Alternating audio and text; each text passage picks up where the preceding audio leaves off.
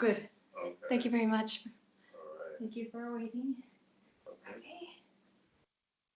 All right. So I'm not sure if anyone checked out the photos that were uploaded to this particular forum, the 13th Neo-Shamanic Women's Forum. Global NSTHA Women's Forum. So we're going to just go over some of the photos that I've sent, and it has to do with the movie Ready Player One. It's a movie about a lot about VR, and there's a wide range of subjects that it covers, but we'll just go through it. Should we start with questions or just go? Well, actually, we could start with questions. Any of you have anything on the top of your mind that you'd like to ask us or ask me, you know. Or we can just get started with the review. Okay? I'd take from silence, we can get started with the review. Okay. So. All right. So as you can see in the first group of photos, I have here in the movie, there is a place called Halliday's Journals. It kind of looks like a library from the outside.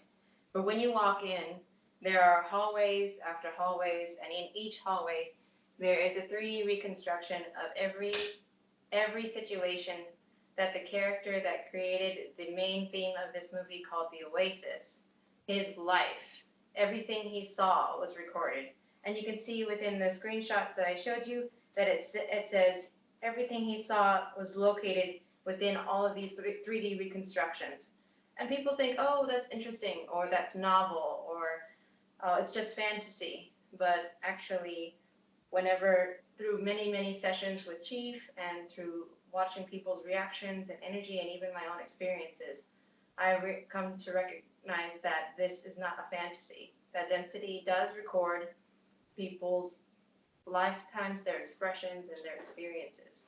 Yeah, I think there are individuals who talk about the Akashic records, and for me, excuse me, and you know, we review these movies because there's parallels to what really goes on in this world, and a lot of times there are snippets. Sometimes it feels as though Density is making fun of the viewers, you know, by considering it to be a fantasy. But as far as with the library and the recording of everything that a person sees, feels, hears, you know, and touches, I find that to be very real with experiences with clients in studio. And I do liken it to what many will call the Akashic records.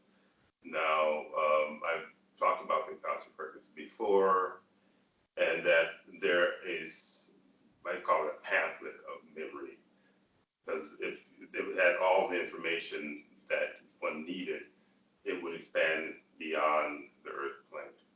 And generally, when someone's talking about the Akashic records, they're always talking about what's happening here on Earth, when, as everyone knows, there's a whole lot of universe out there. So with that said, there actually there's like this little game that the system plays where it talks about taking away people's freedom or your privacy. And so it's encroaching on your privacy, when in reality, as soon as you're born into this realm, I find that you are already being monitored and being spied on through your own physical vehicle, through your own eyes, and you know, ears through your ears, and so on. And I found that when individuals have like random people approach them and tell them something about their lives, which we've had a couple clients who've had those experiences, and I think one of the as the chief the West Coast Forum, someone was talking about a individual who approached her and was telling her things about herself, and she never met this person before. Those individuals, you know, when like in the Matrix, you know, you have the Smiths.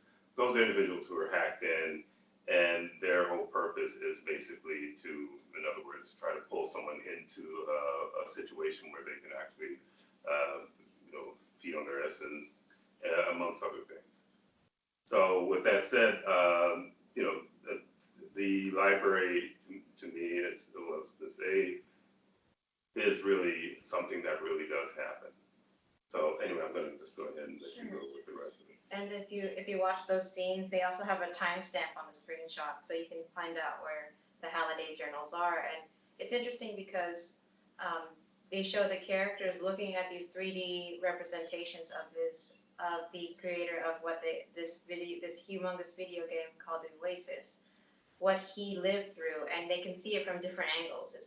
They can turn it all around, and it's very interesting because like we've talked about, density is really into building people's lives up like a stack of cards and then pulling the bottom out from the under just to get all the essence and vitality from them.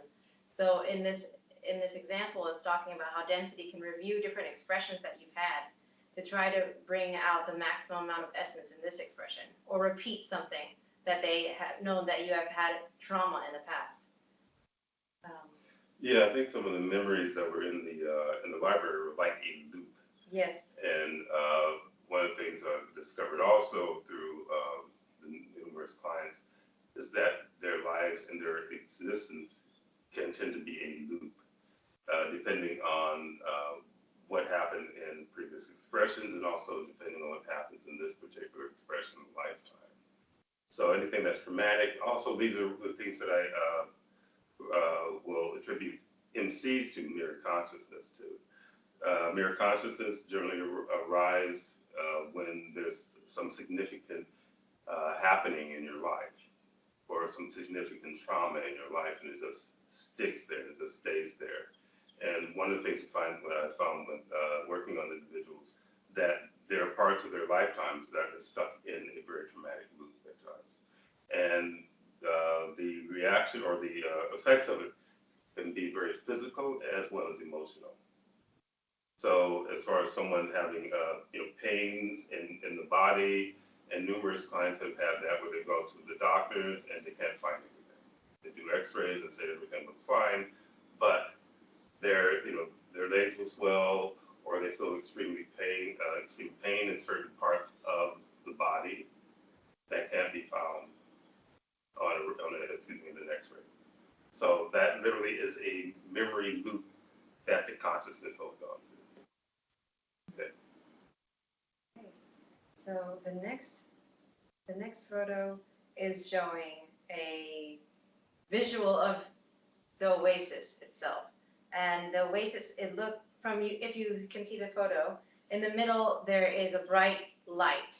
And from all these what looks like planets, there's small planets and large planets and all kinds of different things that exist in the Oasis, but they all have little cords of energy that's going towards the center. And in this, the reason why density likes to make movies and laugh at people because of their ignorance. And they'll put sometimes a little hint of truth in there because they assume that no one will tell you, no one will figure it out. And in this, the reason why they call it the Oasis is because it's where density is able to feed. Now, you were talking about the one of the main characters of what's his name? Halliday. Yeah. As being a representative of who I call Yin of Yin. So the one who literally created this type of dense realm. And so with that diagram, it shows that everything inevitably goes back to him. So all the feeding that goes on around on this planet, as well as elsewhere within this particular realm in which he, I should say, just rampaged through, all the essence inevitably, or the lion's share, I should say, goes back to the center, which is where the Yin of Yin character is. Yes, and this description is going to play out through all the rest of this movie. And there's even planets, they call them like Planet Doom, or there's other examples in like I think it's Thor. There's one of the Thor movies in the series. They get stuck on a planet called the planet of trash. Like there's so much trash dumped on the planet, and these are all planets like Chief talked about. This solar system being a solar system that Yinavian ran through, and being a dead solar system. So those planets are hooked up to the Oasis and now feed essence into Yinavian. Yeah, and generally, if you watch most of these films, it's always about something dystopic, like ruins, or the planets are very savage, or very seldom will you find anything that represents anything that's like a garden planet where there's peace or peaceful, and even including some the movie Avatar, blue people and all that. Like they're supposed to be peaceful or whatever, but inevitably the humans come in and start to rampage through that planet as well. But again, whether that's a real thing or not, it doesn't matter. But it's literally the message and what they put out constantly having to do with this dystopia. So just even if the idea of leaving, Earth, in their mind, you're going to end up running into something dystopic, something unpleasant, something very, very difficult. Because in their minds, they want you to feel that that's the way it is. There's always going to be, difficulties. Actually, before I even get any further into that, there's some of what you're going to read that actually covers some of that, so I'll just leave it where it is right now. Great. I'm just going in sequential order. Yeah, that's good. But it'll be great to repeat, because density doesn't repeat for no reason. They repeat because it works, and so that's why Chief always repeats, because just to deal with all the weight of repeating that density does. Yeah, because density is playing a mantra 24/7. Even when you don't think that you're hearing a mantra, you are hearing a mantra. It's subliminal messages and so on, or messages just below the ability to hear that's in the atmosphere. And there have been studies on that have proven that there's a lot of subliminal messages in movies, TV, or, and just basically across the board. Okay. Right. So then the next thing, so in this movie, what they're supposedly the character Halliday, who created what they call the Oasis, he supposedly died, and what he left behind was, he called it the egg, and they have to retrieve 3 keys, and there's a process in which to find the 3 keys, which is all about getting into his mind, which is very much a Yinavian theme in this world, getting into the mind of density. They even have shows like Criminal Minds, or a variety of those types of shows where you get to view people's insanity over and over and over. Mm-hmm. And so there's this race that he finally figures out that one of the clues was about going backwards to go forwards. And that is another word for reminiscing. Yeah, it was a race that these guys were, I guess they had to get obviously from one point to the finish line, but there were these creatures, I think it was a big monkey and a dinosaur or something like that they had to get past. Yeah, and wrecking balls. Yeah, wrecking balls and all this, literally seemingly like life in general, you're trying to live your life and there's always something comes up, there's always some kind of disturbance or disruption that arises. So also the way that these guys who are racing, they're very linear in the sense of how they were racing, or how they're trying to get from one point to the next.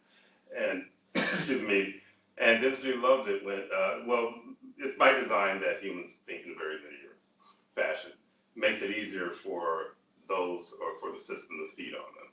So, they have the racetrack set up, and you have this route to go, to go from this point to that point, but they fill it with all this nonsense, all these things that just come out of nowhere, and then just wipes out all the racers, and none of them were actually able to get to the finish line until until they went backwards. It's like you can't. Well, it's just the one guy he actually Yeah, he figured figured it out out. going backwards. But it's almost like as if, please correct me, but as if density is like, unless you do it our way, you'll never get through. That's the mantra. And well, it wasn't like it was that easy, you know. It really had to think differently. He had to, in other words, get a clue as to how density was functioning, in order for him to actually, you know, succeed at what he, ended up succeeding at, because no one else was thinking about it. All they kept thinking linear. We got to go, and we just have to maybe I have to drive faster to get past the monkey or whatever. And no matter what they did, they weren't able to get past this, this blockade of the dinosaurs and so on. But anyway, as you were saying though, he goes to the Akashic records. Actually, he goes to the library, right? And he reviews the builder of this VR system, VR world, and he listens and listens, and he's been listening, I guess, visiting this particular place and watching the same loop of this guy talking to his partner about the game, and finally it clicks something that he's heard many times, but all of a sudden it clicks that this guy's talking about it'd be great to go backwards, I forgot exactly what was his reason for wanting to go backwards in this conversation. It was very, Density loves to do a mind screw, where everything is opposite. And so it was like, in order to go forward, because one of the characters was like, you need to make rules. And so the next thing he said was like, well, I don't want to make rules. Why don't we just go back as fast as we can? But I remember you taught me that it's not about going backwards. It's about what you're doing in the present and moving forward. And so density likes to get you both ways. You try to figure out the system, but then you're still falling into another program. They want to find a hole where you'll fall in no matter what direction you go in. Yeah, so he's saying going, which is very, doesn't make any sense. He's saying go backwards to go forward. Yes, so he does go backwards, and he has to overcome this fear that he's going to crash into a wall. And he goes as fast as he can, and right when it looks like he's going to hit the wall, suddenly the floor drops out. And then he's looking at this laser green scene before him, and he still has to drive backwards. And there are you can see that the laser green objects are coming through this realm into what looks like the Oasis. And go ahead. Well, I mean what you call the laser green, realm. Nothing is rendered. It's just outlines of all of the characters, all the things that are going to pop up during the race. And so the level where they're racing, the VR level where they're racing, everything is rendered. It looks real and so on. But the laser realm is likened to the other side. When I talk about things on the other side, they're literally showing you that there's the other side, and that the rendered area is what we consider to be reality. Yes, and so there's all kinds of things. There's demolition, those wrecking balls. There's spikes coming out of the ground. There's ramps that go in all weird directions. Then there's like a T-Rex that just comes out of the other side into what we think is reality, or into what the Oasis, the VR world. And then there's also a photo which I included, and it's showing that there's like a King Kong at the very end to stop all the racers. And the King Kong could see right through the VR world into the other side, where this character named Wade is driving backwards. Yeah, it's like he's, would be considered a shapeshifter or something in this realm. That he can see the other side as well as this side. So he notices that this guy has, figured it out, and he's zipping along backwards, which is kind of interesting because he's heading away. Initially, he's heading away from the finish line when he goes backwards, in the rendered realm. But then all of a sudden, when he drops to the floor, he's heading in the right direction. Not exactly sure if that's some kind of mirroring or something of that sort. But as he's driving through, these things are basically set. So when people get to a certain point, they pop up and knock them out of, out of a race. And it seemed very much like what would happen to a lot of people. A lot of people feel like, something just gets in the way at a certain point when they're getting close to something that they want. And it was so much, reminded me so much of how the other realm works. It's like, you're moving along and you think you're doing really well, then something pops up and then knocks you out of place. It's like they're watching your progression in this world. And then when you get to a certain point, in order to gather that essence and that energy from you, from your disappointment and so on and so forth, they just like, as Ms. Hay was saying, they yank that rug just when you feel like you're really ready, getting to the finish line or you're making headway. And the King Kong character, they have him looking through. It's like, oh, I'm missing one, and this guy, I think he tries to get him, but he can't. He's trying to scare him. Yeah, he's trying to scare him. I guess. He doesn't go through the. Yeah, his actual physical hands can't get back through into the other realm where he popped out of. So this guy has managed, he manages to skirt past him with his, in his race car, and inevitably gets to the finish line. And it's interesting because in this race, the whole theme is like, you just need to go faster. You just need to be stronger. You just need to have better stuff. Mm-hmm. And that none of those things work. And it reminded me of you, Chief, and how there's all these people who think that they're like going to escape this realm by using the tools and the tactics that density prescribes to them. But it has to be something that's from outside of this realm, like Chief teaches. Yeah, it's like a trick or something, and that's my approach. That when I work, I'm always dealing with what's on the other side. I don't deal, if I were to listen to what most clients tell me, I would never figure out what to do with them because a lot of times they're not telling me everything. Some just out and out lie about it, and I can't figure that out. Why is come to me and then just lie about what's going on with them. So sometimes it has to do with the attachments on them where they just start to just blurt out things that aren't really true. So they get pretty surprised when I'm able to just skirt that stuff, because literally where his race car is driving is where I'm working.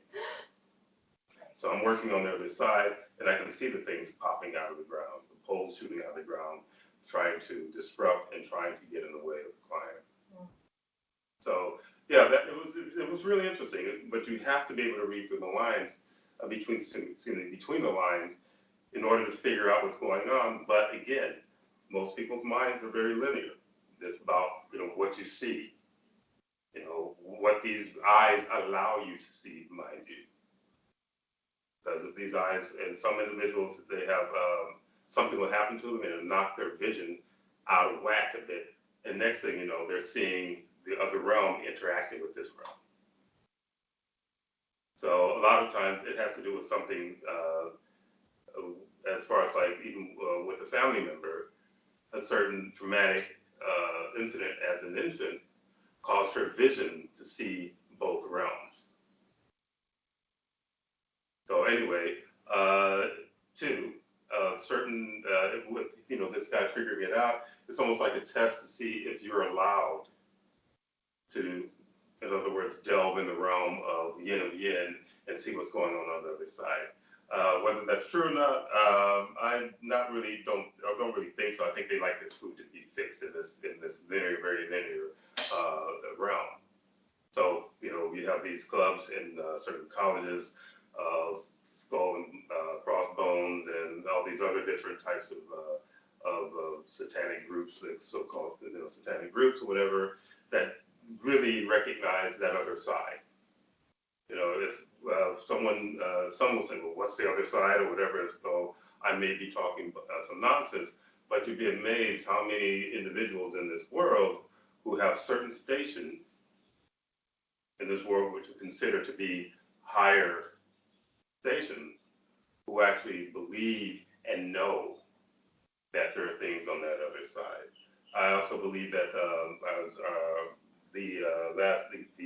my first guest on the forum, that he and those that he worked with are very much aware of, where those rituals come from that they had to go through, thus them ending up being alcoholics or in other words, having addictive behavior that deal with the realm in which they're really dealing with.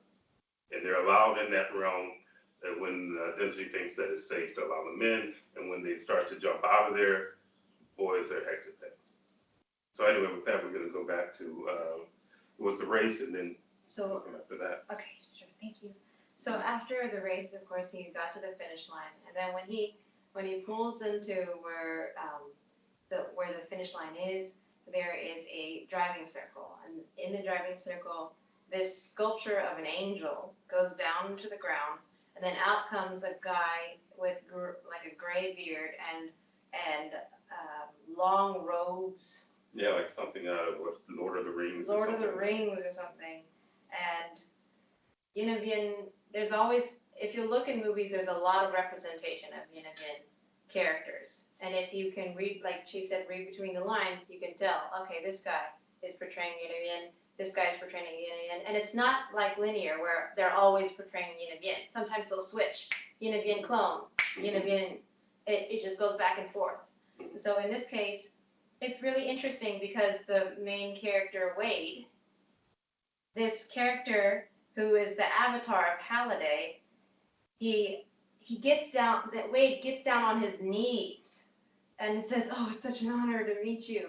And all throughout this whole movie, this Wade guy, he just cannot get enough of like, "All hail Halliday," which you think, oh, that's kind of weird. What's wrong with this guy? Does he have a hard on for this, Halliday guy? But it's actually about worshiping yin and yang. That's how density proves their allegiance to yin and yang, by saying it all the time, repeating it. Well, throughout the whole movie, he's always quoting and and praising literally yin and yang. He says holiday, but literally how I see it is yin and yang. The movie is called Player One. Ready Player One. Ready Player One, when it's like Ready Butt Kisser One, really. If you really just check out how this guy is. And then I remember that's why it annoyed me when I first watched, saw the movie the first time. It was just something that just annoyed me about the guy. When someone's always singing someone's praise and, oh my goodness, bowing down to them and all of that business. But anyway. Especially whenever what they created wasn't anything worth, anything praiseworthy. So this Halliday's avatar is even called Anorak the All-Knowing. And I thought to myself, I wonder if that's some dense entity's name. And immediately I began to empathy, screaming, because I was right. And we muscle tested. And she said, yes, it was a dense entity that was well known in their realm. And so then it's interesting because Wade praises Halliday all throughout this movie. And I, as I told you, I was a pastor's kid. I was in the church for about 23 years. And I had way too much Bible pushed down my throat.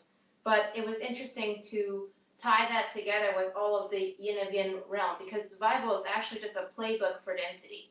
Like what play they want to do next on what they call the food, which is people on this planet. And there's like a book, the last book in the Bible is called Revelations. And in that book, there's all kinds of this kind of, like you said, butt kissery. And it's like stuff like, holy, holy Lord God Almighty, which was and is to come, and to receive glory and honor and power, for you have created all things for your pleasure. They are and were created. It's the same thing that they're touting this Halliday. Oh, you are the great creator of the Oasis. All these good things come from the Oasis. What would our lives be without the Oasis? It's the same thing. Okay, so then the next thing that happens is they end up in a shopping center because once he won the key, he received money.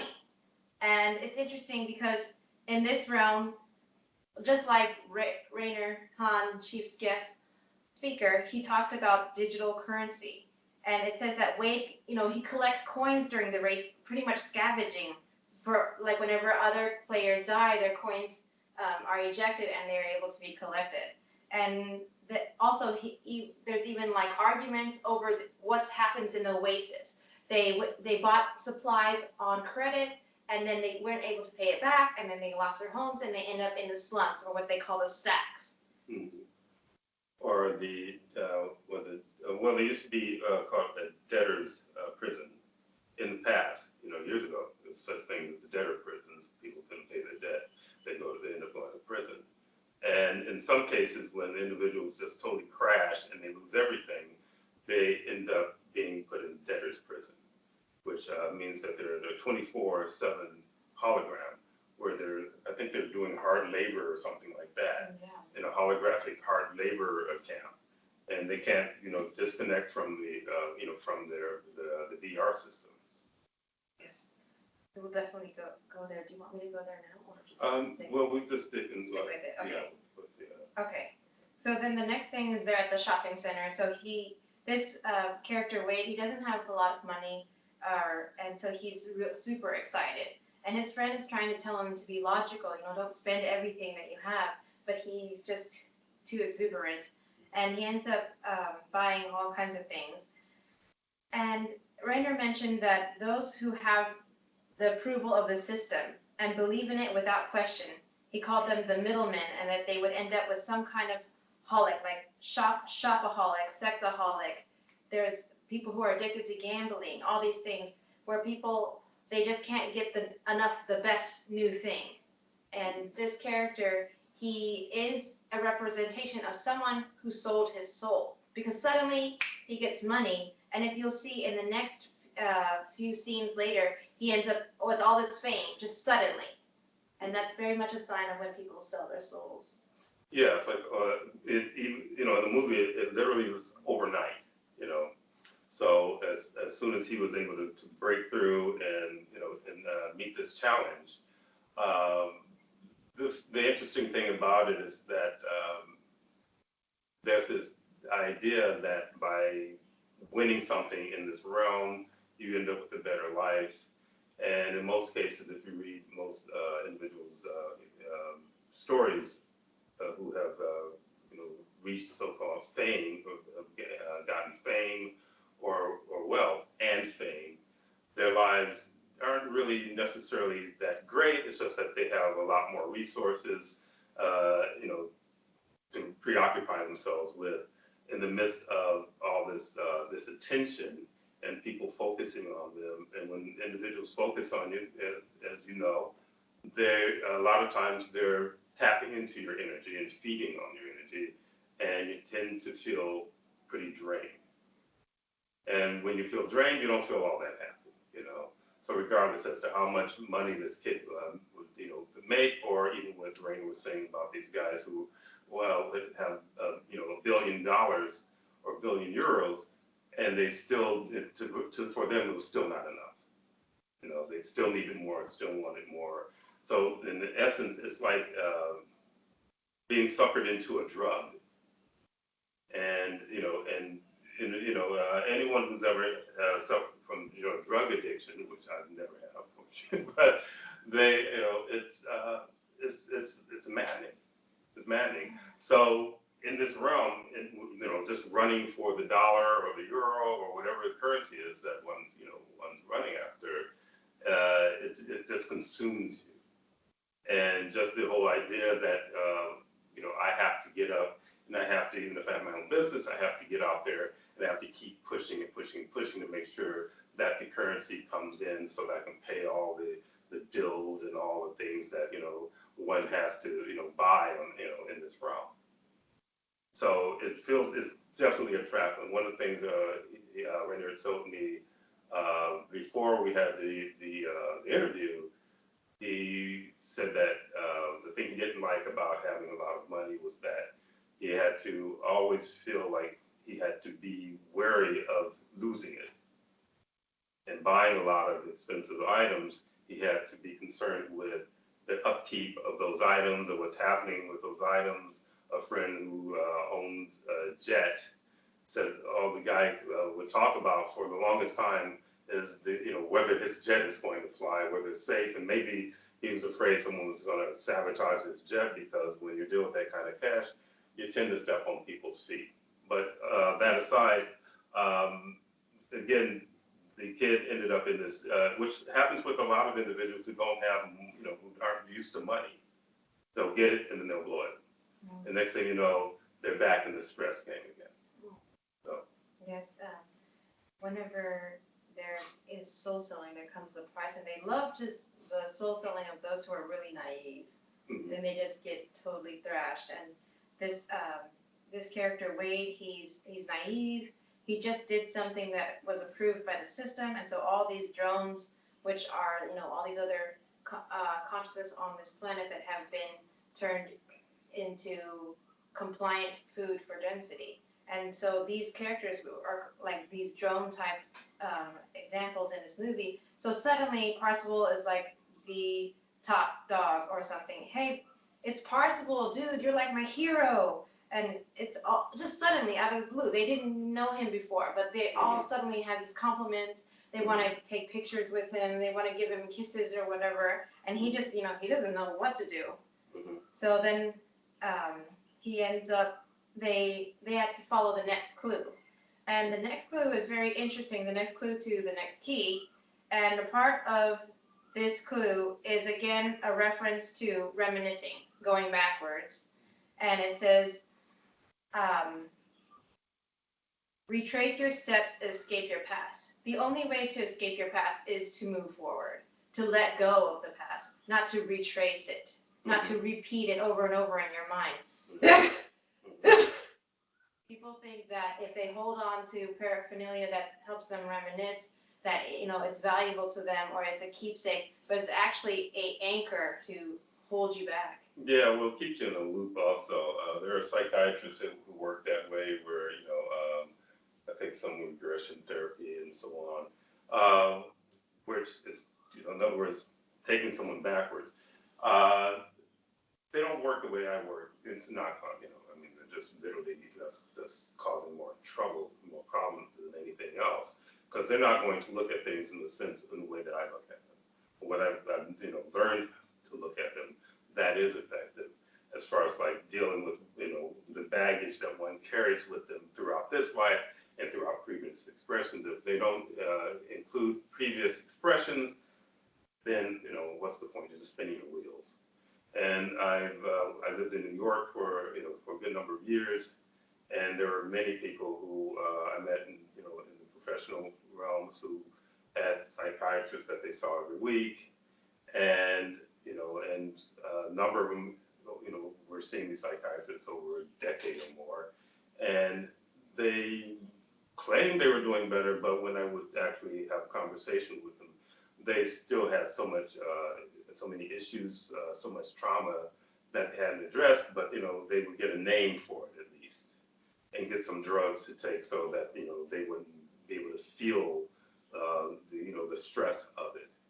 So inevitably, just like in the medical system and so-called modern medical system on the planet, they just give you things to just help you cope with being food. Nothing to actually help you get yourself off the dinner plate. Because they're part of the system, and their job is to keep you on the dinner plate, keep you in the chicken coop, or any of their other terms I use for being locked into this realm. So, speaking of being locked into this realm was created by a consciousness that hates other consciousness, and that's part of why Inabian hated anything that reminded him of Supreme Consciousness and Supreme Consciousness realm. And it was interesting. Did you vibing that I wanted to say something? Sorry. No, actually I did have something to say, but I didn't know. I just think I telegraphed after that. Okay, well, sorry. So the second part, I just read to you a part of the poem about reminiscing. And the second part of the poem says, a creator who hates his own creation. They try to cover this up in the movie saying, oh, Halliday hated, certain parts of what he created, or maybe all of it. but it was really referring to yin and yin. Yeah, with the story of Yin Again, that, hopefully at some point we'll get that out this year, that particular story of the book. Yeah, we only have a piece of it on the 7th Women's Forum. Yeah, I have a piece of it on the 7th Women's Forum, where when he put together a number of individuals through deception to help him create his realm that is now what we're experiencing. A number of those individuals, due to their connection to Supreme Consciousness and Universe and Supreme Consciousness, got a sense that what he was doing, even though he lied and said that it was something that Supreme Consciousness was, going along with, they felt that the tenets of whatever he was doing just totally went the opposite of what this realm and what the universe is supposed to be about. So they turned against him. There's stories like that having, in the Bible or whatever, where being betrayed and so on and so forth, the Indian being betrayed as he plays a role of, various notable characters that he hatched out, he created.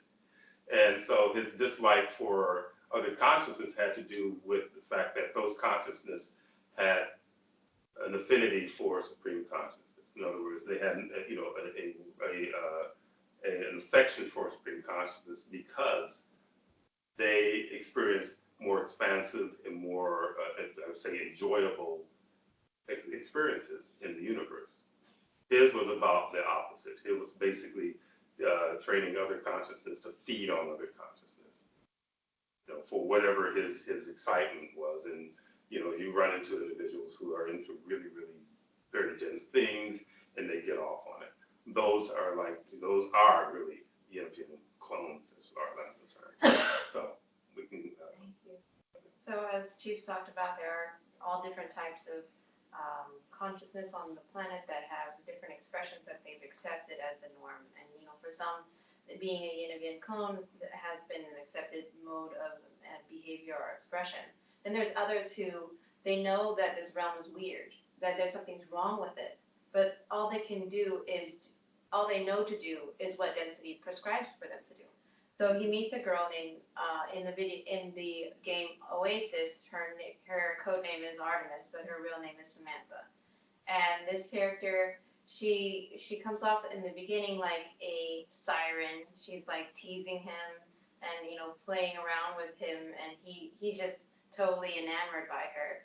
But then on the flip side, she wants to make sure that the Oasis doesn't become worse than it is, or whatever is worse about it, because to them it's just fine. To them it's normal. But there are things that are in the Oasis that would never be normal in Supreme Consciousness universe. So she knows that there's something wrong with the Oasis because it's connected to something called IOI. And IOI is a part of what they call, the debtor's prison or the debt center. And it's where they will kill these people if they don't pay back whatever they owe. And so they always have, density loves to show two faces, that nice face or the scary face. And whichever face you'll listen to, they'll show it to you. So, for example, they show in the Oasis, oh, look, it's fun, you can do anything, you can be anything. But then the flip side, oh, but if you go into debt, you could end up being in a debt center for the rest of your existence, being a little slave in the Oasis. Yes, well, I mean, that's how they were killing these guys. And literally, they worked them to death and worked them into depression, and then they would just give up on on wanting to live. But some of you were talking about they show a nice face, and we ran into that, last year, if you recall, out on the property, some individual showing up, smiley faced, and basically telling us a lot of lies. And I'm suspicious of what the person is saying, so I'm going to go through some other avenues to make sure that this individual is telling us the truth, And I won't go into any real details, but they wanted us to make a fast decision, like they're doing us a favor. And said, no, we're going to go through certain avenues that we learned from a previous experience, that we need to, be careful with dealing with these individuals in this particular area. So we go through the proper channels, and we're told that just to tell these folks, wait before we make this deal with them, because we're checking it out, we're doing what we're supposed to do. But what happens? We said, look, give us a bit more time to to verify what you're talking about. All of a sudden, the person starts to threaten us in text because we wouldn't go for their basically illegal scam. So it reminds me a bit also of one of the movies you were telling me that you had to watch when you were in the church, having to do with the end times and and rapture. And you can actually mention the one part that had to do with the smiley face intro and so on. Sure. So whenever I was in the cult, we had to watch all these kinds of like brainwash movies that had to do with the rapture. The rapture meaning that it's a code word for really abduction. You get suddenly someone next to you could just disappear and be gone, and that's in this movie and also in the Bible. It's saying that those who are left behind, who don't get raptured, don't get abducted, they'll end up living horrible lives. And in this movie, I believe it's called Apocalypse or Revelations or something like that. But in this movie, those who were left behind, they were forced to. Initially, it was your choice if you wanted to buy a VR system, but in the end, it ended up being mandatory, and the government sent you a VR system whether you liked it or not. And they made everyone get a chip in their right hand or in their forehead. And it's interesting because Rainer, talks about the RFID chips. So even back then, they were pushing RFID, just seeing who would accept it. And when the movie was made, that particular Christian movie was made, it wasn't accepted very well because consciousness were resisting the whole idea of being controlled with that intensity. And so it ends up, everyone's getting this VR system. It's very much like Corona. The PR for the headsets were like amazing, and the headsets were supposed to be for the day of wonders. And this Corona has the same amount of PR as what was depicted in the movie. So the people are like, oh, the day of wonders, it's going to be a day of miracles. You can get whatever you want, money. You can get healing, or you can get some kind of you can get whatever you want per basic line. So it ends up being this. There's a guy who's a hacker. He's a computer programmer, and he's part of writing the code for this day of wonders. And he keeps doing the programming for the day of wonders. And then he finds that he's locked out of a certain file. And he's like, why am I locked out? I'm supposed to be making this thing. And so he starts to hack it. He starts to hack it as much as he can, and he finally breaks through. When he breaks through and he goes into this day of wonders before the actual day of wonders. And he's in there, and it's an empty room, like in the Matrix, where it's just white everywhere. And he's looking around, and he's like, okay, this is interesting. And then suddenly it's a beach, a nice, pretty beach. And he's like, okay, this is interesting. And then he's talking to a friend, and he's like, watch this. He picks up a shell, and then he scrapes his chest with it. And then the guy in the VR, he's like, oh my gosh, you're bleeding. And he laughs, and he pulls his VR headset up, and he's like, see, there's nothing wrong with me. But then the day before the Day of Wonders, he goes in again after he had already hacked the system. And this time, instead of the ocean, there is the white room, and there's a guillotine. The big blade that comes and chops your head off when you lie down on it. And on the guillotine, there's a pyramid with an eyeball on it, the all-seeing eye. And he's like, okay, what's this weirdness going on? And he's like, it just must be some kind of glitch. So he goes and he touches the guillotine, and then he screams, and then he pulls his headset off, and he looks at his finger, and his finger is almost severed. And he's like, this is not VR. What is this? And he's freaking out. And in the end, the Day of Wonders is actually a control thing, just like the vaccine. It's either you go along with what we want, or not so good things will happen to you. And there were many, many people who end up putting the VR system, and then inside they meet this guy, and he starts out and he's like, "Oh my child, this is the day of wonders," and they're like walking on the beach, and he's like being nice to them and stuff, and he's like, "Whatever you want, I can give you, as long as I can put this chip in your right hand on your forehead." And some of them are like, "Yeah, it's okay." And then suddenly his face starts glowing green, and he gets all angry, and his face starts turning red as well. And then the scene switches, and these guys dressed all in black come and drag you and stick you on the guillotine and ask you if you want a chip or not. And it's very much, I thought it was just fantasy. But with all the things that are happening now, it just shows how Density wants to scare you into compliance. Yeah, okay. Is that good? Yeah. Okay. So we'll just keep going then. Okay. Yes. So then it's showing this character. She is like a rebel in the Oasis, and her This is the Sam girl, chick, yes, the Sam girl. She wants to shut down the IOI systems that are connected to the Oasis, and she ends up. Well, it had to do with Yes. something with her father or something, having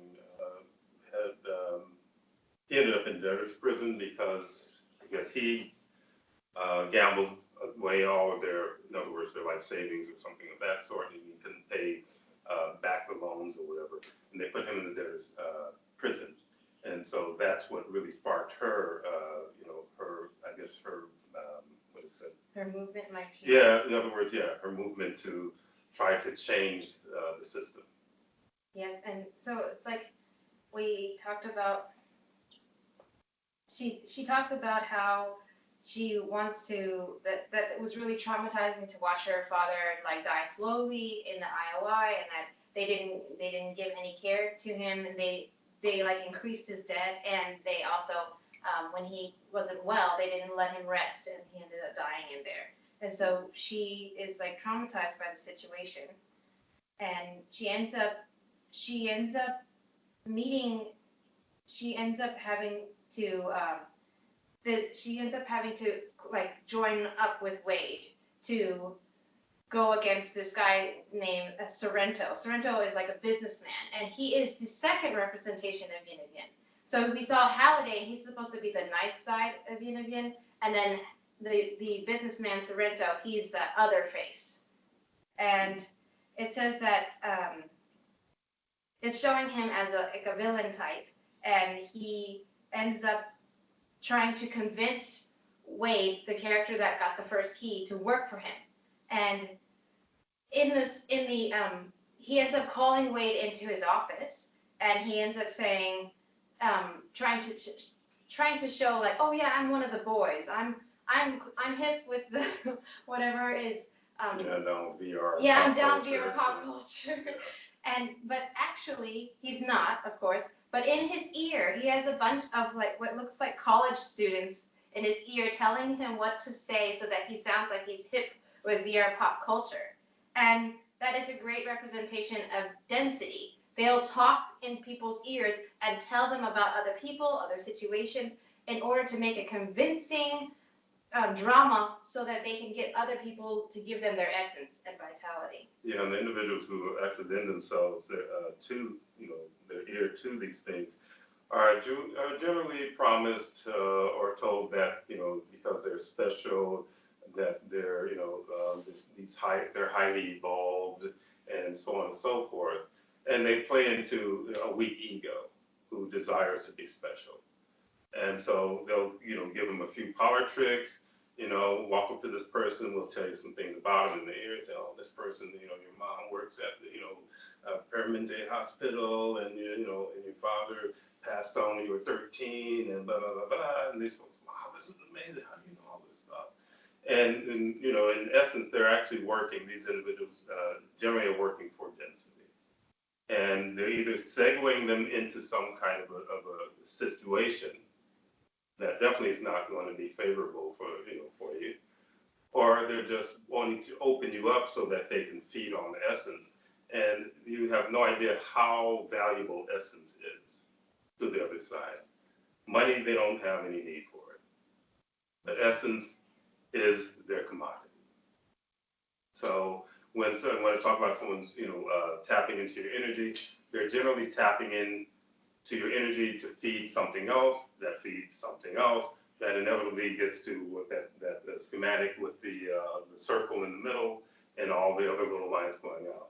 So all little lines represent places, but represent also the drones who work for Yin, and it's literally very much like the system that Yin set up in this realm that he created, where there's the bosses and there's the little workers who bust their humps, and I should say the supervisors and the business and the company makes the lion's share of the cash.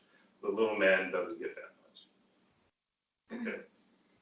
It's really, if it's okay to share a story, to give an example about how, in my personal experience, how someone would try to feed on me to get essence, and you would think it's that person. Okay, go ahead. So, the father unit that I had in my life, there was one time where we were sitting in the living room, and I guess, Density likes to tune up their food. So I was food at the time, and Density wanted to get more essence out of me. I guess I wasn't giving them enough. So the father unit sits across from me, and we were talking about something, but then out of the blue. And when things are out of the blue, it's usually because something steps into them, or whatever is a part of them already is coming to the front to try to get essence out of you, try to get essence out of me. So all of a sudden he starts saying, "You will have sex. You will have sex," just repeating it over and over again. And I was feeling some things trying to move around in my energy, but then suddenly I was like, well, you know what? Where were you when you were inviting those guys from the juvenile detention into our house? Where were you when you were inviting homeless people into this house and they were molesting me and all kinds of weird things? Where were you? And I turned it around on that attachment. He tried to feed on me, but I ended up turning it around on him, and he just looked embarrassed and walked out. And that was just an example of how Density is talking in someone's ear, or is right there using their bodies, trying to get the essence out of you. Well, I thought, at the beginning that it had something to do with him, I guess, I don't know if it had to do with getting married or something, or, in other words, did it have something to do with getting married, and then, having kids or whatever, or something of that sort, where it, escalated to them saying that, you will have, a relationship and you will have sex. Yeah, I remember I just told him, I was like, I don't think I'm going to get married. That's what I said. Yeah. And then that's whenever he just went off. But it just seemed really extreme. And, people might think, oh, that guy's just an asshole. But actually, it's about feeding, like you said, and about listening to them. It's feeding and programming, literally. We've had clients just recently who is trying to put together a business, a young woman trying to put together a business. And in the midst of this, she's, has, a guy trying to, romance her or whatever. And then she's, has this thing with this other guy that she's interested in, but it's not really, it's not really that sure whether the guy's really into her or whatever. But that whole concept of I have to have a relationship, I need a relationship, seems to just come in at times when you're trying to get your life together, you're trying to get yourself, situated. Well, that's with my daughter when she was really little. It's like, look, you got to get your own thing together. So that, this whole idea of waiting for some guy to come along, and there's still a lot of that in the world where young women think that a guy will be their salvation, someone to take care of them. All they need to do, I don't know, keep the house or have kids or whatever, which is really a raw deal in the end. My mom had seven of us, and the father worked, and she was like a virtual prison. Not to say that she didn't enjoy her time with her kids, because she was 18 when she got married, so she was still pretty much a kid raising kids. So there was that fun part of mom and when we were kids, but it really stopped her short as far as maturing. She was stuck in that realm with raising children, and not really able to expand outward. So there are certain young women who are trying to get business together, something of their own, and then they start, for some reason, wanting a relationship before they get their act together. So so with me, I just say, look, just get your act together first. If you want to, play that game later, so-called relationship game, which is basically set up to fail, I've been around long enough and talked to enough people, and even when my first marriage ended, I had some friends who were just so upset because mine went longer than anyone else's that he knew, and he was hoping for me that romance and all that happily ever after really existed when it didn't. And so anyhow, all that to say, I forgot exactly where we were, what you were saying, other than I felt compelled to talk about individuals cutting themselves short before they actually get to a point where they can actually take care of themselves. Mm. Yeah. Yes. So the reason why I brought up that story that I experienced was also because in this movie, it shows the shift in personality of this business guy and how he swings so drastically to different types of personality, because in one year he's got college students, so at first he tries to be hip, and then in the other year he's got the board of directors, and the board of directors are telling him to offer Wade a job, and then he has his own opinions where he would rather just destroy Wade and kill his family and bury him 6 feet deep. And so that's how a lot of people are. They have density in one year, the other year, they have their own attachments, and it's just so confusing. Like the character says, wow, you really switched gears there from fairly reasonable to maniacal overlord. And then the businessman says, you should be grateful, Wade. You won't be around to endure my maniacal reign. So that's the other side of yin and yang. Oh, you don't like the friendly, nerdy or geeky guy? How about the maniacal overlord?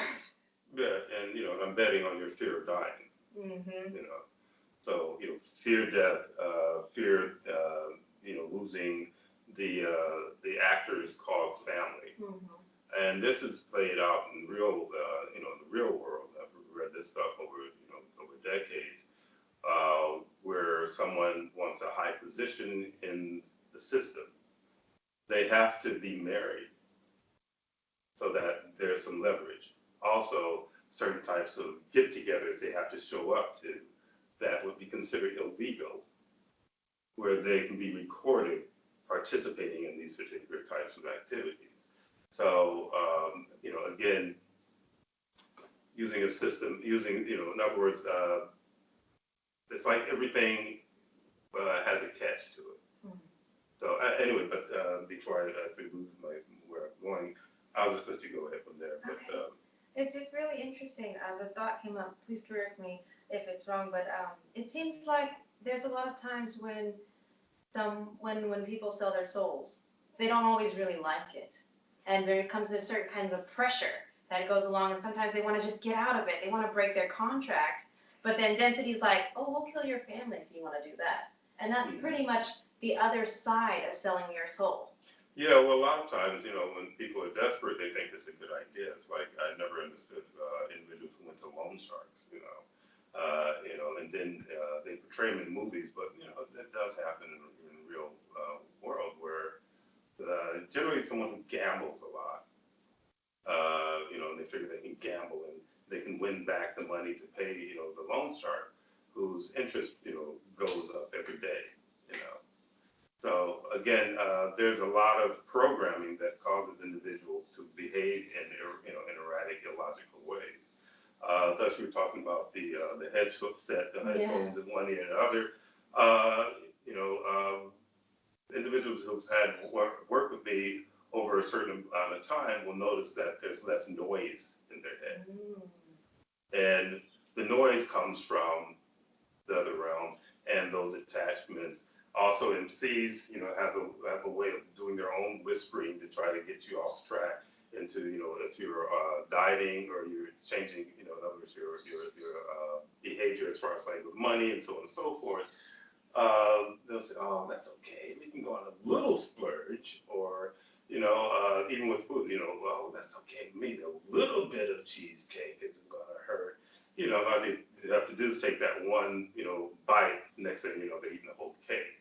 I've heard it with individuals who were battling alcoholism, where they're doing quite well, and then something or someone. That's why when people have changed their lives, a lot of times changing their lives means you have to change everything. You have to leave people you knew behind. So individuals who are into hard drug use, or literally alcoholics, if they didn't get rid of those individuals, 9 times out of 10 they end up going back into the habit that they were struggling with. They go back into addictive behavior. That sounds, like it just reminds me of what you were talking about, how Destiny just loves to throw pitfalls everywhere. Mm-hmm. And so then the next scene that comes up is where Wade finally meets Samantha in what is considered the real world. And she in the Oasis, she said, "Oh, you will be disappointed if you see me." And then he tells her, "Oh, I'm not disappointed," which is very much that mantra that's very sold in so much of media. Find your soulmate and you'll be complete, or looking for a partner who accepts you for who you are, that kind of thing. Mm-hmm. And I remember you said that it's just a usual setup. Actually, it's targeted for women. Yeah, a lot of the times it is. With her, she had like this birthmark, Yeah, this birthmark on her face, and so she figured that she was disfigured. The interesting thing. With the being in the VR world, he basically got to know her as who she is as a personality, as a consciousness. And then, when he meets her in the real world, he sees her, literally her package or her vehicle. And, and he accepted her either way, in other words, they try to make the guy kind of like a nice guy, whatever, even though he's be a butt kisser. But he's kind of like this nice guy who can accept this girl because he just likes who she is as her as a consciousness. So which is kind of interesting. They throw a little bit of this. Yeah, they throw a little. Yeah. They give you a breakout time. Yeah, but there's definitely this song that is sang by a lot of women accepting me for who I am. And regardless, they don't really look at maybe who you really are isn't all that cool. But I'm supposed to, or this guy's supposed to accept you for who you are, even if you're a pain in his butt, and vice versa. But generally, I don't hear men saying, I want her to accept me for who I am. They're usually on some other, mode of thinking. But 9 times out of 10, it'll be the women who just, this fairy tale fantasy, where certain ladies want some very svelte guy who works out all the time, but she doesn't like to work out and she's kind of like not in the best shape. But she thinks that if he smiles at her, that this is a guy who's going to accept me for who I am, and that's not real. If a guy works out, it means that he likes how he looks, which means probably the woman he's interested in should care about how she looks as well. So anyway, with that said. Well, I'll just keep going through the sequential order. Mm-hmm. So it ends up that the next key is located in a movie called The Shining, which was Halliday's favorite one of his favorite horror movies. And it's interesting because Chief has shared in past. I'm just getting really cold. Shared in the past about horror movies and what they do. I will go get a new call. What they what they are meant to do, really. Because some people get, I'm not sure why they do, but they get hooked on being afraid or feeling afraid when they watch horror movies. And horror movies are designed to open up portals in your own energy and also in your house or wherever you are, and let density through to gather the essence that you're giving off. And it's interesting because The Shining has the Guinness Book of Records for the most retakes of a single scene, with 127 takes for a scene with Shelley Duvall. And in that scene, she's going backwards up the stairs, and either she's possessed or she's just fighting off the guy who is possessed. It's quite a strange movie. To say the least. But what's your opinion about horror movies and what they do? Well, one of the things I found just from experience, like everyone who's ever watched these things, it does open up doorways. And I watched them when I was a kid, and we're pretty much programmed to watch this stuff. These Sunday matinee movies where you go to the theater, and generally there's some campy horror movies, Frankenstein or Wolfman or something like that, playing. And the haunted house and the darkness and so on and so forth. And inevitably that evening you'll feel, a little on edge. But what it does, it actually opens up doors. It's a way of opening up a doorway in your mind that will literally allow something in, because you start to think as a kid, this may be real. There's a possibility that, there's a werewolf or someone, or someone out there. I remember one of the creepiest films that I had seen when I was in my teens was Night of the Living Dead. And it was a zombie movie. It was the first zombie movie I ever saw. And my goodness, that was like the worst night, as far as like trying to sleep, because literally you could feel things coming into the room. I could feel things coming into the room. And so did certain other family members. And it wasn't like, zombies coming in, but something very, very ominous feeling coming into the room. And we talked about Monsters, Inc., and it's along the same line of Monsters, Inc., something coming out of the closet or whatever. The closet door for some reason is cracked when it shouldn't be. And, and you feel the goosebumps going, and, and you just feel a certain way. And after a certain point, you're just under the covers. We had this thing, because a lot of sensitives in my house, where we would sleep and we would look like a caterpillar, because we roll ourselves up in the cover and have just a little hole so you can breathe out of. And that was because things were coming through. It wasn't because we were just scared of, frightened little kids. We were actually experiencing things coming through, and literally just hovering, just so you can just pump out this fear.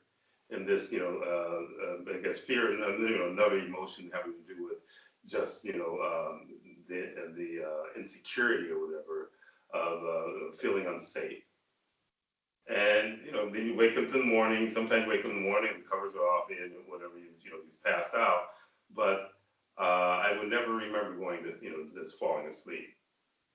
But whenever that would happen, also had a relative who was a real jerk, who would, I don't know if I mentioned that in any other forum, but that's okay, repetition is cool. He would tell a story about bloody bones, and it was, just before we had to go to bed. And it was bloody bones is gonna, he's gonna get you, he's under your bed, he's in your closet, And, as a kid, I'm like, I'm really not digging this story, man. You tell me this stuff, but he'd get all into it. And of course, we'd have a really, really bad, sleep that night. So anyway, all that to say that horror films are basically to groom you and prep you to be fed on. So. In terms of fear, they're also, then the next scene it talks about, like, they're searching for Wade, because Sorrento, the businessman, wants to bump off Wade. We need to kill them. And he has this woman searching for them, and there's these drones that fly everywhere around the States, or wherever this location is, Columbus. And Ohio, yeah. And she's like, she finds a person that's connected to Wade, and she says, I have an image locked on, scanning the whole system, and then she ends up finding them. And this is all, to provoke fear that you're being watched, But the truth is, like Chief said, density has always observed everyone from their own eyes and ears and even their thoughts. Mhm. And not only your own personally, but those around you as well are used in the same way. That's why, like when people are, they have a thought about buying some slippers and suddenly a slipper coupon shows up on their phone and they're like, freaked out. But they don't understand what this realm really is. Yeah. An illusion. Yeah, and you're being monitored 24/7 in it, So again, to get more essence from the feeling of insecurity, they will, have you thinking that you're at this point, no one's watching you. But again, individuals who have that other side will tell you that there's always something or someone's watching you on the other side, and they'll walk through your room, or your house or whatever, wherever you are at times. So when I start talking about doing containment, that's to deal with that stuff also. Yes. So, and some of you who are on the forum have had experiences with things coming in to your space and trying to, in other words, get this essence out of you through fear. And you turn around and start to contain them, and then they run off because they're not used to anyone being able to fight back. So they expect, they'll come in, almost like, someone just like, oh, it's, Friday feeding time, and they dance their way into your room, and say, oh, here's another sucker, and they come in, and you're not a sucker, all of a sudden, contained, boom. And then, what the hell is this? And it feels very uncomfortable to them. It's like it constricts them. And if you use the other update that I've taught certain other ones when they're ready, it really hurts them. And you find that you have less and less of this feeling of something trying to encroach on you. They will try to, other methods of trying to, to frighten you to get that essence. But if every time you feel it, you contain, I don't care where you are in this room, I am containing you because your consciousness will find whatever it is that you're searching for and will hit them. There's been times where some will talk about they could actually see someone, from the other side, standing in the corner of their room and not approaching them. When I was a kid, approaching is not a problem. Touching is not a problem to them. But when you start to contain, they'll stand, off to the end. Then if you see them, you go, bam, you contain them, and they're gone like that.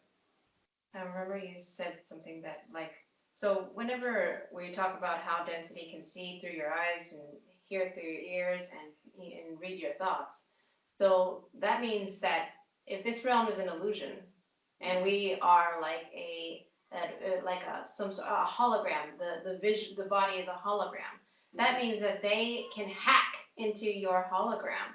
So with containment, that is stopping the hack that density has on your mind and your consciousness. And that's what when Chief offers containment to those who are still current clients. He's offering you more access to your higher consciousness and a way to fight back. Well, that's where possession comes from. In other words, something being able to override and take over your avatar. So again, this is, and I have reasons for actually totally believing, what I'm saying because of my own experience having to do with this, the transitioning of my vision. And how it began to transition was that I started to see the grid. And I didn't know exactly what that meant, but some who I've talked to, they know, what it means when I talk about seeing the grid and actually seeing the grid on everything that I looked at. And it wasn't the same size, mind you. The closer I would get to something, the smaller the grid would get. Further away, the larger the grid would get. As though I had a projector in my eyes shooting these grids out, like a slide projector. You put a piece of paper closer to it, the image gets smaller. Further away, it gets bigger. Very similar, very obviously highly evolved tech. So this realm, again, Also, this realm exists solely because they convinced you that it exists. They convince you that everything you see is reality. So, and you stop, that's why, in essence, they don't have the real power to make you do things.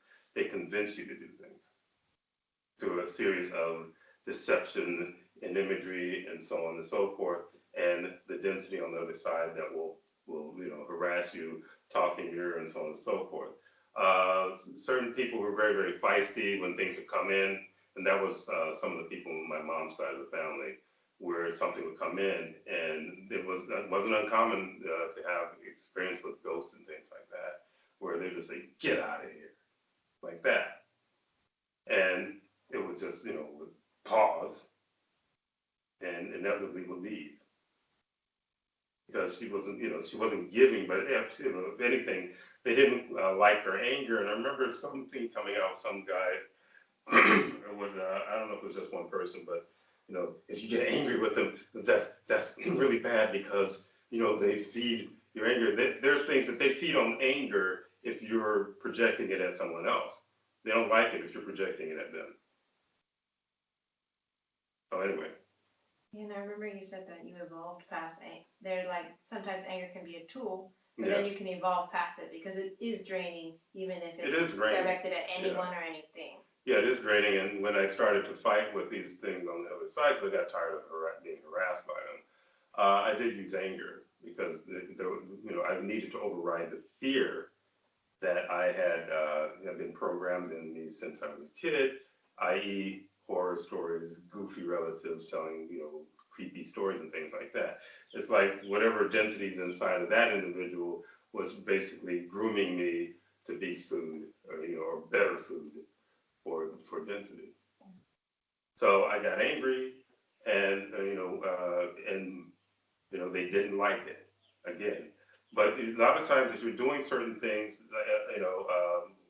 to protect yourself or to work your way through, some of these issues of things that are harassing you, that inevitably manifest in this world. Everything that is in this world comes from the other side.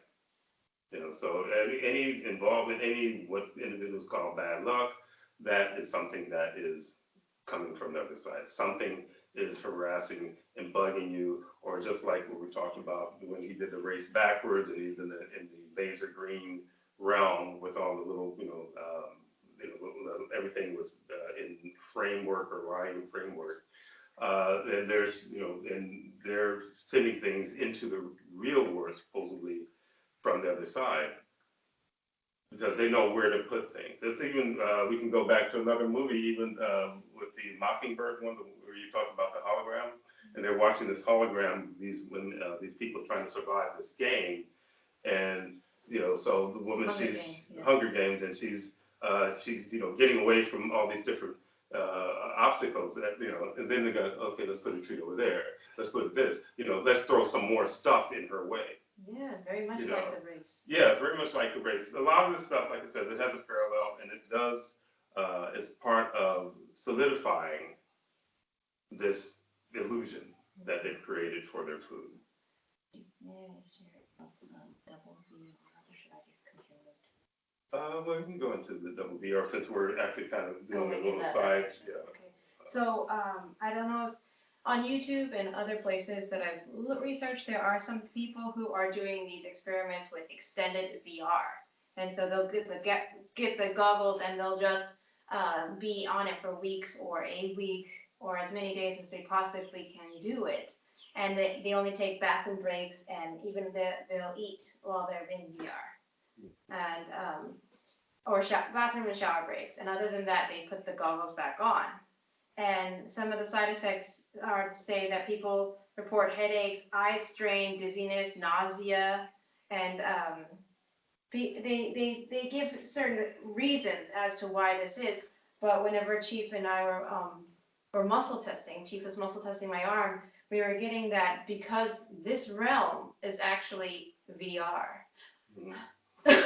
But if you want to do a muscle test just for the verification, Yes, and should I explain a little bit more and then do it? Or? Yeah, just explain a little bit more, then we'll do it just to verify. Yes, just to verify. So then, yes. But anyway, go ahead. So if this realm is a very intense VR, you said it was a high high frequency or high. Very complex one, very complex VR. And of course, where things are right now, people are being introduced into VR for the last 10 years or so. And, and as you know, that every year it gets a little more realistic, a little more realistic, a little more realistic. So we could say that this realm that we are in as a VR is something that maybe, I don't know, maybe 100 years or more in the future to get to this point where, this feeling of touch and so on and so forth. But it's literally like our actual body consciousness, or actually not body consciousness, actual consciousness is somewhere hooked into this elaborate VR from the time you were born to the time that you transition out. And so everything that you feel is real is very limited, to tell you the truth. We were talking about pain and that you had tried an experiment to override some pain that you were feeling. Yes. So, for example, the more that I was learning from Chief, and the more that I began to, I had sessions as much as I could, and at first, whenever I would get burned like with oil, it would hurt a lot. It would hurt so intensely that it was kind of like illogical. I was like, why should that hurt so much? And then the more that I began to progress with shamanism, I remember I got oil that landed on my hand and stayed there even for a moment, and I brushed it off, but the pain was gone in a matter of minutes, and the burning even disappeared by the next day. And I was like, what is this? What is this? What's going on? And then Chief began to explain to me about the reality of this realm. And whenever we talked about in the 7th Global Women's Forum that Yinavian was locked away by Supreme Consciousness in a crystal. So he was literally VRing using his dense entities to live his expression out, because he was locked in the crystal, to damage consciousness through other consciousness. So then he kidnapped other consciousness like you or me, and put their consciousness locked away, just like you see in the Matrix in these pods or whatever. Their consciousness was locked away, and they began to live lives through this VR. So whenever Chief was saying that these people are experiencing this dizziness, is because they're going from an advanced VR to a very low-tech VR, or a very janky, what's another word for it? Like the VR that's out right now, they promote it as like, oh, high tech, but it's actually very low tech. The VR that you're actually in right now that you consider reality is high tech. And the ones that they're promoting are low tech.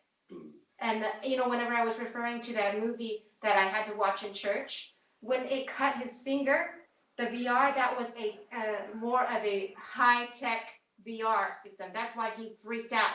And he said, this is not VR, but it really was. Okay, well, okay, you can lay down. We can just do it with just sitting up, actually. Sure, yes.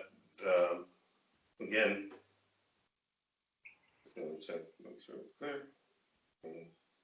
Can I ask a question? Yes. Hey, Chief. Hey, Mrs. A. I was wondering, so if we're in a pod somewhere, is it in the other realm? Like, where is that being held? Well, there is another location, and you say in another realm. It's like this is literally another realm. So where the real, in other words, where consciousness is really, is where your consciousness is. It isn't like the Matrix, where you have a physical body laying in this, this pod. You are consciousness first before you're a humanoid or anything.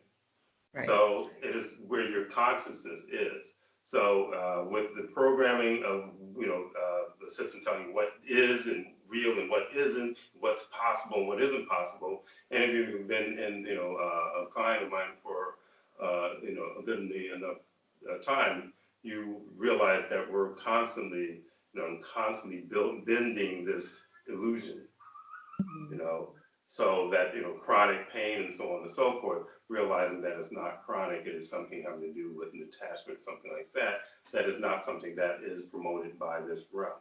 And I remove that, and then all of a sudden, oh, amazing, I don't have this, this pain anymore. So,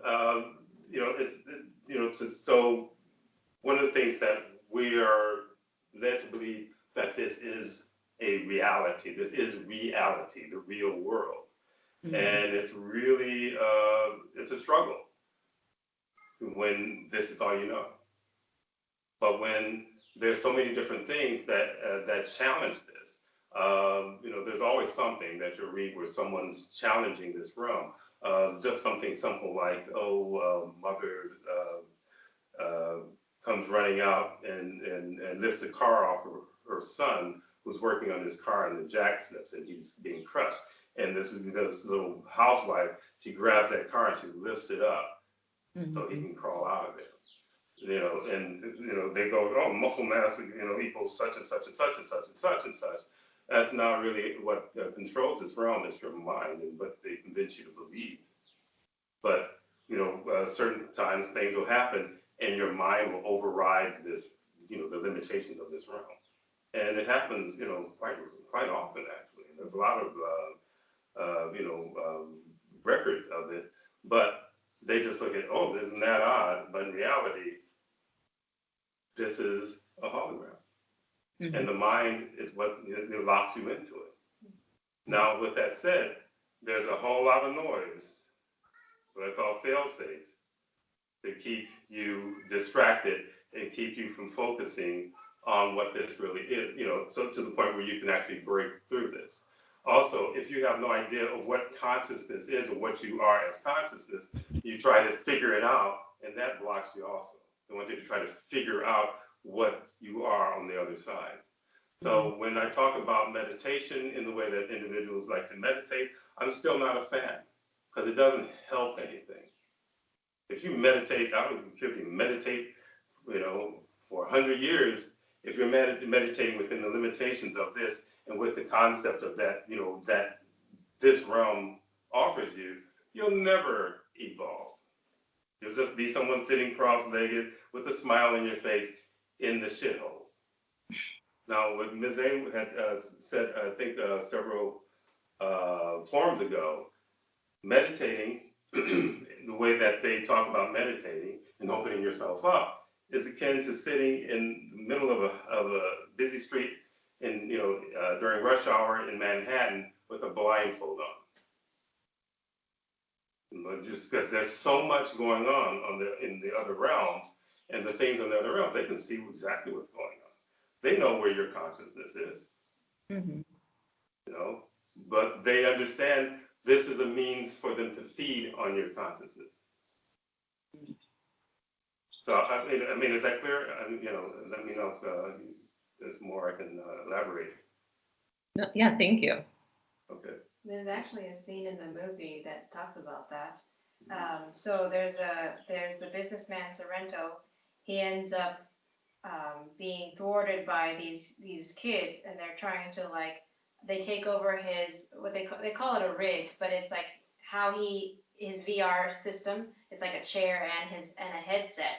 So they ended up hacking his rig, and so this businessman Sorrento, he thinks he's coming out of the Oasis, but instead they create a realm for him to see, to where it seems like it's this realm, but it is but it's another VR realm. And the character says, so he doesn't really know that he's still in the Oasis, and then he says, this is what Sorrento should be seeing, and it shows a screen that says real world, which is, as we know, what Chief just said, but he said, but this is what we're making him see. So the real is where consciousness is stuck in their mind is stuck in the pod. And then the fake is all of this realm plus the fantasy that they create, more and more distraction. That's why Chief talked about those who create the largest distraction of what this realm really is, which is an illusion. they get the most money. Yeah, that's true. So all the major pop stars, actors, politicians, whoever, whatever movements, whatever, they're very popular. And individuals who have a lot of, make a lot of, they call money from it, are being paid that because they're very good at getting the attention of the other captives, you know. And so the captives are focusing on them instead of focusing on something that is, a lot more viable. And it keeps them locked into this, and into these realms. I mean, there's individuals from my childhood who are still stuck in their teen years as far as like the kind of music that they listen to. They won't listen to anything new, but they'll just keep listening to the old stuff that they were listening to from the time between the age of, I don't know, 12 to 20, 25. And it just locks them, mentally just locks them into what I call a ribbon of expression, which I don't like to use time because time is really an interesting illusion. But I see everything as a ribbon of expression. Loops, when we talk about loops being replayed and replayed and replayed, are pieces of that ribbon of expression that density uses a lot of times to just make you feel uncomfortable, the most embarrassing moments or whatever, or the most tragic moments or whatever, or the saddest moments or whatever. Anything that will cause you to feel a certain way that will cause you to actually expel essence or whatever type of essence that they're interested in. One of the major ways it gets essence, as you know, is relationships. And in this movie, it promotes that. So the next poem for the next key says, if you know the answer, then divide it by the number magic. And it says, and what you need, want, and desire will be found in the fortress tragic.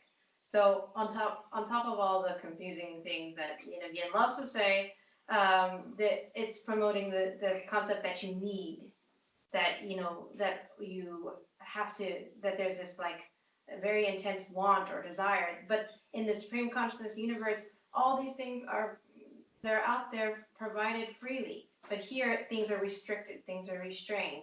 And it ends up they're trying to solve the puzzle, and they say the fortress tragic, that's got to be Halliday, the creator of the Oasis, or Yin again referring to himself, because he was lonely. He had no one to spend his life with towards the end. And then she says, he wanted the person who cares for the Oasis, the one who would take over the Oasis in the end, to be connected with the world. So it's always promoting you connecting with someone, you have to be fulfilled, connecting with others, or connecting with the world, or connecting with relationships. And I wrote this note that she told me to read, and says that the Yin of Yin story that was in the Seventh Women's Forum that we referred to slightly, talks about Yin of Yin's obsession to find an older consciousness like himself who would agree with his plan willingly, and he never found anyone that appreciated his dense creation of feeding on other consciousness. So Yin of Yin viewed these older consciousness' refusal to forget or stray away of the true Supreme Consciousness realm, the true Supreme Consciousness universe, that it was really considered a betrayal in his eyes. So media depicts the Yin of Yin clones in movies being betrayed constantly. There's examples like that, but then also this push for relationships, and how the Yin of Yin character, he was lonely in his existence, and then but yet he promotes in movies, you should have relationships, you should get absorbed in someone else's life, you should be connected to others. But then in the end, it's all about sabotaging any relationship that you would have. And it says that Yin of Yin always thought, how dare any consciousness in his professed realm have anything that he can't have, or have a better existence than his own in any way. Well, also, there's another part, because again, in that realm, they have what I call stack thinking. There's a number of reasons, a number of outcomes from just one thing that that they're promoting. And when he's talking about just connecting with the world, it's literally another form of keeping you in the chicken coop, because the masses are blinded, and they see this as all there is, and that the rat race is all there is, striving for money is all there is, And if you, start to get away from that and start to have your own ideas about your existence within this hologram, it doesn't help, in other words, it makes it more difficult for them to feed on you for one, but also they don't want you to be contagion, where you start to talk to other people and other people start to, a lot of folks are just so far gone that they're locked down, and you start talking about this, it's like looking at a deer, deer looking into headlights. They just don't get it. But they want you to actually feel that you're weird because the deer don't understand what you're talking about. My thoughts must be really strange. There must be something wrong with me. When in reality, you may be tapping into something real as far as like the way that you're thinking about things. Certain individuals who have had experiences with the other side, with what they call spirits and whatever else on the on the other side, and they would tell someone in their family, this is what I'm experiencing. And I found it kind of, to tell you the truth, I don't usually get shocked by anything, but kind of shocking in this particular day and time that there are people who still have family members that tell them that they're crazy, as they say that, there's this entity thing that walked into my room last night. But I think also they're afraid and they don't want to think about it. They don't want to think that it's real. So they just tell you, you're crazy, which means stop talking about this stuff. It's freaking me out. Anyway. Yes, it says, it's interesting because in the end, whenever the main character Wade, he ends up getting the last key and he ends up getting the egg, he gets to meet the Halliday character himself. And in the end, the Halliday character describes why he created the Oasis, and then he goes on to show him that he has a little version of himself. The Halliday guy, he has a young version of himself playing video games in the same space where he's hanging out, this character. And it says that he just, that's just a younger version of myself. I like to keep him around. And I remember Chief talked about how people like to keep their damage. Yeah, it's like an MC. The kid was literally an MC. And one of the things they talked about in the movie that he was always afraid, and he, in other words, he felt like the odd person out. If you saw the movie, he has this thing with his speech, where almost like he's autistic or something. And so they would say, well, people didn't like him because he was different, because he was, suffering from autism. And Yin likes to make up these excuses for why nobody likes him. When in reality, no one liked him because they realized he was a major jerk, and he had this realm that he created was definitely a problem. So he got basically booted out. But then through we were talking about kidnapping, a lot of it was through persuasion. You have a realm where individuals aren't used to anyone lying and deceiving, and then you end up with this anomaly showing up who tells you all kinds of lies, but I have any reason to not believe what this, because consciousness in this supreme consciousness universe has no reason to lie. It's because it's literally lying to yourself. So it's illogical. I guess he must be telling the truth. But when they got in there, they realized that there's something wrong with this. It doesn't fit anything that makes any sense. It's totally out of balance. And by that time, a lot of them were trapped in that realm. And this is what we're talking about for the most of us who are sitting here, and the mass of people that you see walking around on this planet are basically been literally tricked into it.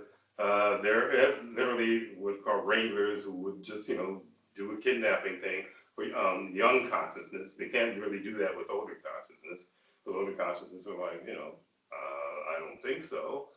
But a lot of older consciousness got trapped in when he made his move into these different areas. And then literally introduce them, push them into his VR world. So. Yeah, because in the end, the Halliday character tells Wade, "Thanks for playing my game." And it's interesting because he said, there's like another poem again. Everyone who wins loses, but it's not about winning, it's about playing. And then in the end, Halliday says, "Thanks for playing my game." And we were muscling and talking about it together, and Chief said, when it says, "He who wins in the dense realm loses their consciousness and loses their connection to supreme consciousness." So that's why he says everyone who wins in his realm really loses, because he knew what it was like in supreme consciousness universe, but he was so obsessed with holding on to this weird realm and this weird way of feeding and this weird invention that he created, that he just kept it going. So it says it's not about winning, it's about playing. And so playing the yin of yang game, playing into this realm, playing into believing that this is more than an illusion, and thus keeping it going, keeping the Oasis continuing.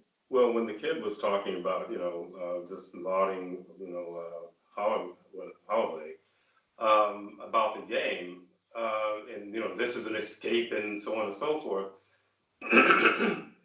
he's so programmed into this particular hologram that when he goes into that one, he doesn't realize that whole money issue that they have inside that game is a stressful, issue. So it wasn't a paradise. It still has stress in there. So if you crash out your car, you lose money. Or if you have whatever other games, if you lose the game, you lose money. And no, Rain was talking about digital currency, and we're talking about Bitcoin and so on. That there's this movement so that people can't, in other words, transfer their Bitcoin into actual dollars or euros, whatever. But this is digital, so they could transfer their money into their real lives, supposedly.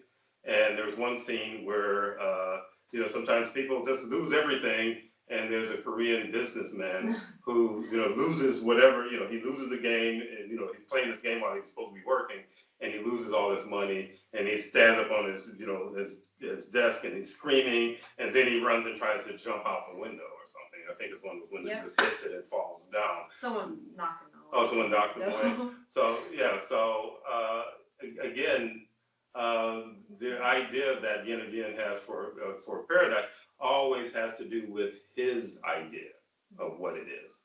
And his idea always includes stress. It's funny you say that, because the business guy, Sorrento, which is the other face, a two-faced yin of yin, the other face was like, "Oh, we can put all these advertisements in their screen of their field of vision. Enough advertisements to where it's a few seconds before they go into shock or into a seizure. Well, yeah, right. We can just inundate them until they're really close to a seizure and then pull back." Yeah. So, yeah, literally taking people so close to the edge and then pulling them back from the edge. And this happens a lot in this world anyway. Taken to, all the way to the edge and then pulled back, so that you can charge up a little bit more, fill the tanks a little bit more with the reserves, and then they do the same thing again. And it's like a fast way of tapping you out and turning you into what I call black news. And again, they have the same yin and yin theme where they're doing the numbers again, where he says so in the end of the movie, there's it's almost saying that the Oasis is gonna go down, the feeding system of yin and yin is gonna go down, and then the Wade character, or the yin and yin clone, he says, "Ask yourselves, are you willing to zero out for the Oasis?" And it's really a call to density. Are you willing to become black ooze in your dedication to the yin and yin feeding system? Yeah, and they do that in a lot of ways. A lot of it's nationalism. In other words, what political party you belong to, what racial group you belong to, or whatever. But when it comes to war, they will run this number that is for home and country, and you're protecting your loved ones and so on and so forth. So sacrifice yourself, for our cause. And no one ever really, they pretty much don't want anyone to look too deeply into what's behind the cause. Of course, over the years, then you find, you read stuff talking about basically, even World War I, World War II. Had money involved in it. There were wealthy backers of these, these so-called wars. and the grunts, the ones who are on the lowest part of the pyramid, general society, are the victims, or are the literally the fodder for these guys' game. So they convince, when we talk about yin of yin, and certain individuals have their little religious beliefs that theirs is and they're the chosen ones, and so on and so forth. Yin of yin laughs at that shit because he doesn't care about anybody. If you're in his game and he's feeding you all this stuff, thinking certain people think that they're special when they're still in his game. And when he wants to yank the rug, he'll yank it out from everybody. He doesn't care, how much money you have, or what racial group you belong to, or what country, and so on and so forth. And just as Rainer was saying that the central bank is the government, which is a major government over all other governments, which means there's no borders. So when they're pulling rugs, they're pulling off from everybody. He doesn't care. No one's exempt. Does that go up along with the holy hand grenade? Oh, the holy hand grenade. Should I bring it Yeah, up? you can go ahead. Okay. So when Chief was talking about just yanking the rug out of it and out from under everything, regardless of your religion or your gender or your Ethnicity or whatever. anything. So it's funny because when you watch movies, watch what they zoom in on. Watch what they they pause the frame on there for a few seconds and think about why in terms of neo-shamanism. So they zoom in on this holy hand grenade. I'm like, hand grenades and holiness are quite a duo. Like an oxymoron, Yeah. And so I brought it up to Chief, and it was because movies a lot of times are they are absolutely a tool of density, and sometimes they use it as a tribute to yin of yin. And it's funny because when we were going through this movie, there was density yelling in my ear because I have this energetic thing going on where I can hear them. They were screaming at me that this movie was meant to be a tribute to yin of yin and not to be disassembled like we're doing now. And so whenever we were muscle testing about the holy hand grenade, it was a density's ode to holy wars, or subjects like manifest destiny, like Chief was talking about, doing things under the guise of whatever propaganda, but underneath it all, what's the real goal? What kind of essence they're getting out of it? You were talking about how wars would, in terms of making money off of bonds, things like that, where they were. Well, again, one of the clients had a past expression that came up really, very strong, and I found myself looking at a battlefield with a bunch of dead and wounded, soldiers, just lying just over a large area, and it had to do with the Napoleonic Wars, and what. From this person's vantage point, they were dying, and when they looked up, there was Napoleon standing there, and there were these three sort of beings standing there. They're kind of odd-looking, almost birdish-like faces, and they had like a ledger or something. And this Napoleon guy was shape-shifting, so he's like this short guy with a lizard face. And the other beings were tallying, and there were these crafts over the battlefield, and under it was its opening, and you could see that these sparks of essence coming from those who were dead and dying, and collecting the essence from those who are dead and dying. And I said, wow, that's really interesting. And I've seen a lot of really, very bizarre, what one consider bizarre images come out of people's, consciousness and these experiences that they've had over various expressions. And this was that war was a major boon for them when it comes to collecting essence. And so the ledgers, they were just basically calculating how much essence this particular battle,